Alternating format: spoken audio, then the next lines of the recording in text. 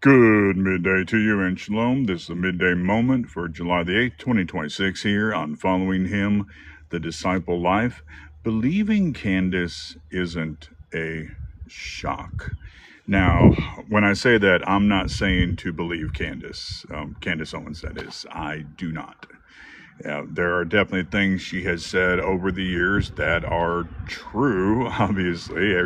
Most people will have some truth, and she did stand for some things that I agreed with in the past, and does still take some stands on some things that I agree with. But overall, she has definitely been shown to be somebody that will blatantly lie, or that says so many different things she can't even keep up with what she said or suggested, with all the different conspiracy theories and such.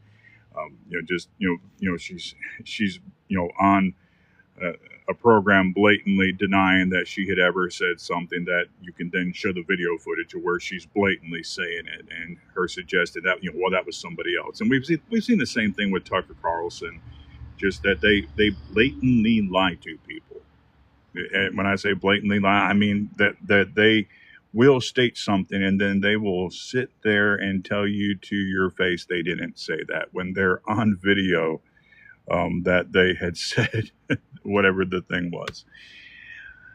As we get into this Tyler Robinson case, which I'm not one that really spends time watching trials, that would be interesting, I suppose. I've seen bits and pieces and clips and such, but it does look just even more so how absurd all these things she's been saying for these many months now, about the Charlie Kirk assassination, and in essence saying that the one that all the evidence points to did this is not the one that did this, and all these different things, and even trying to have people at his own organization in on it and all this stuff. But as this trial goes on, more and more we're seeing how ridiculous everything she's been saying is, just completely absurd.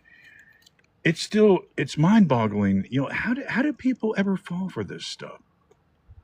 I think the answer is in scripture, which is why I say that believing Candace isn't shocking. In Proverbs 18, verse 8, the words of a talebearer are like tasty trifles. The words of a talebearer are like tasty trifles, and they go down into the inmost body. Or we go to verse 22 of chapter 26. Guess what that says? The words of a talebearer are like tasty trifles, and they go down into the inmost body. Like tasty trifles. In other words, there's something that are enjoyable to consume. People get into gossip. The thing about gossip is you get this, what seems to be this opportunity to be in on something that other people don't know.